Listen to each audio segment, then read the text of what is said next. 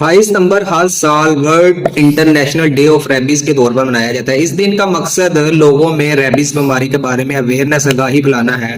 Rabies एक खतरनाक viral बीमारी है जो कुत्ते के काटने, बिल्ली के काटने या फिर इनके खुरचने यानी कि इनके जो पंजे होते हैं उनके खुरचने से, स्क्रैचेस की वजह से या फिर इनके मुंह से जो थूक निकल रहा होता है, सलाइवा निकल रहा होता है, उससे इंसानों में मुंतकिल होती है। ये एक वायरल बीमारी है। रेबीज वायरस इंसानी जिस्म में मुंतकिल हो जाता है और उसके बाद डायरेक्ट दिमाग और पट्टों पर असर करता है।